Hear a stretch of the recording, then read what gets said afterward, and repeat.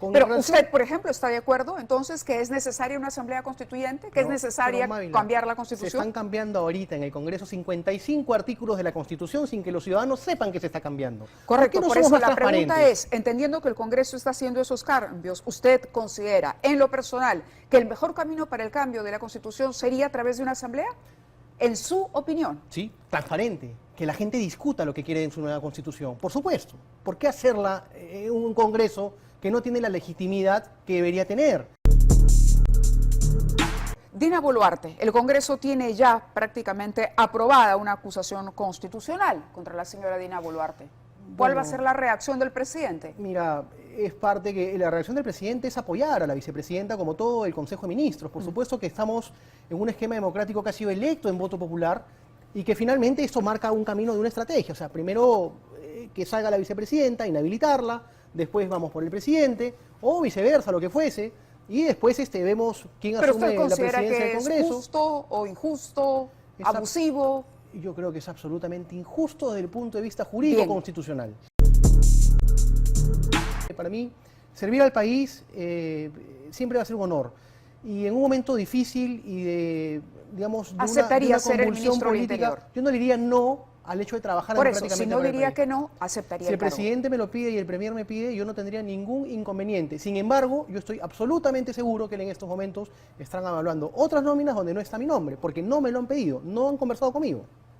Bueno, pero en cualquier caso no descarta esa posibilidad. No me ha dicho un no rotundo que usted está involucrado en el Ministerio de Cultura y que por lo tanto no. No descarto yo no servir descarta al país, esa posibilidad. Eso es interesante. El día de ayer la censura Senmache fue calificada por usted como una sentencia política. Y el presidente se encuentra en un problema porque ya no tiene una bancada. Ya no hay una bancada oficialista formal. ¿Cómo va a hacer el presidente para gobernar y tender puentes de diálogo con el Parlamento?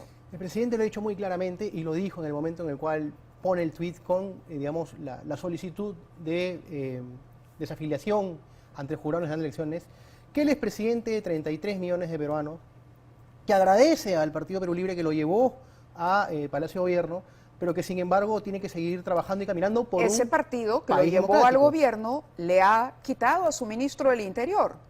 Lo ha censurado y, entre otras razones, por los escándalos de corrupción. Perú Libre ha deslindado de eso, ha dicho, es un problema de Castillo.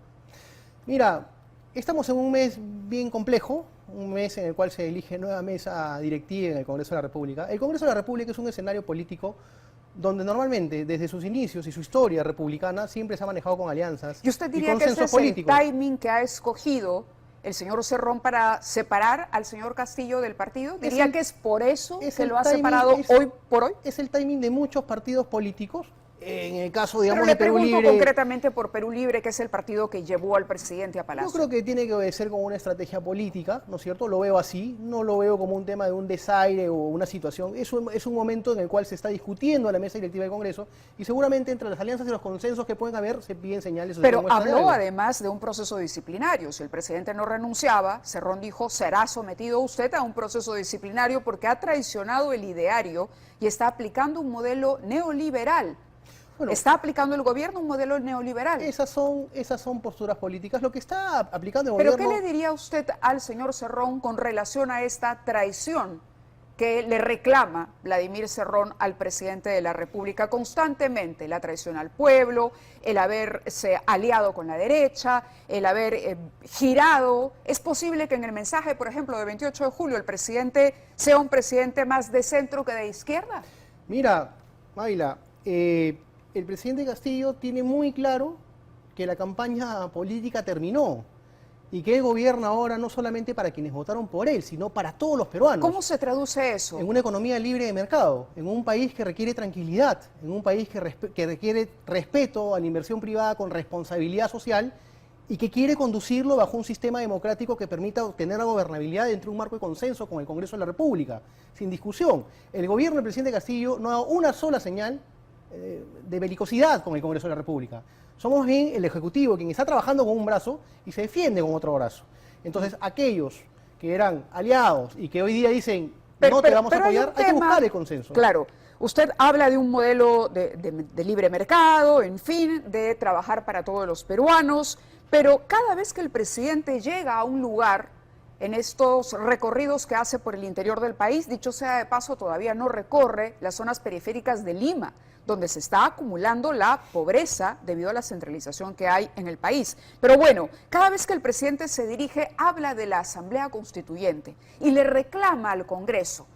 Entonces, por supuesto, el Congreso siente que la amenaza del cierre es permanente en el discurso presidencial y que la amenaza está ahí. El presidente quiere disolver el Congreso. No, yo creo que ahí hay una mala recepción, en el sentido de que el presidente de la República cumplió con el ofrecimiento de solicitarle al Congreso de la República, dentro de un marco democrático, el llevar al país a una asamblea constituyente que permita tener una nueva constitución. Pero el Congreso también en el marco democrático le dijo que no. El presidente recorre el país ahora y es la gente, Mávila, es la gente quien se expresa libremente.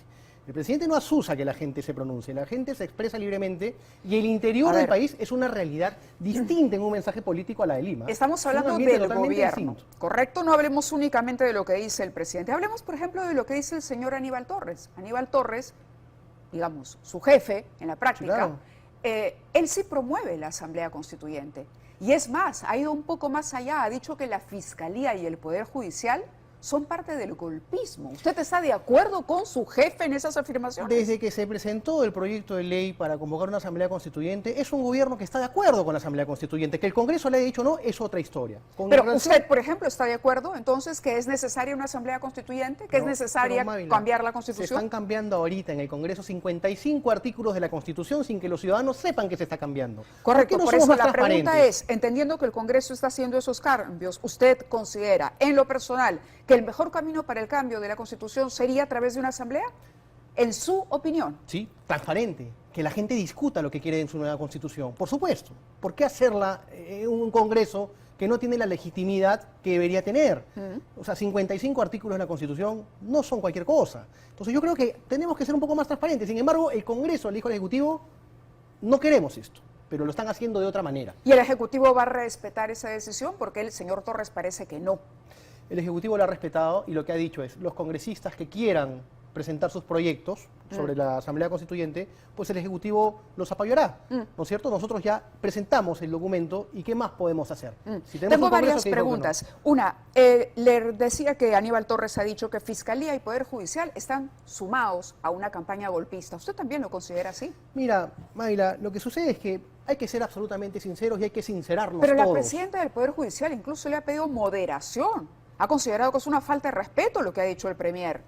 Pero a ver, cuando tenemos investigaciones que lleva adelante el Ministerio Público, que son reservadas, cuando vemos investigaciones que deben mantener ese campo de investigación, sin embargo, esa reserva finalmente termina transgrediendo el campo del debido proceso, la presunción de inocencia, la legitimidad para poder llevar adelante un proceso, ¿de qué estamos hablando? Estamos hablando de que el sistema judicial está cumpliendo realmente su rol cuando existen normas que te dicen esta etapa es un de poder investigación. Autónomo, le recuerdo, el poder, sí, pero el poder si tienes una investigación preliminar que te dice que es reservada, o sea, y te prohíbe la norma romper esa reserva, romperla no tiene un color político, no tiene un sentido político. Dina Boluarte, el Congreso tiene ya prácticamente aprobada una acusación constitucional contra la señora Dina Boluarte.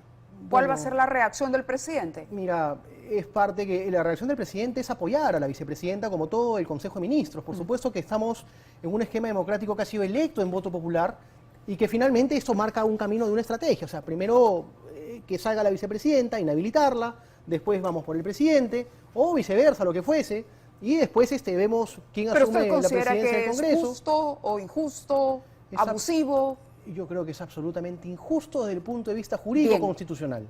Antes de agradecerle la entrevista, tenemos que mencionar lo que ha ocurrido en Caral. Han recuperado finalmente este terreno que era parte de la zona arqueológica de la ciudad y teníamos el compromiso de hablar del tema. 10 años de litigio en donde se posponía la ejecución de la sentencia para poder recuperar, teniendo, digamos, el temor de que pueda haber costo social. Diseñamos todo un trabajo con la Procuraduría del Ministerio de Cultura, con la Policía Nacional del Perú, con el apoyo del Ministro del Interior, para hacer un desalojo. El día de hoy han participado 400 policías, hemos recuperado 4 hectáreas y no ha habido nada en costo social.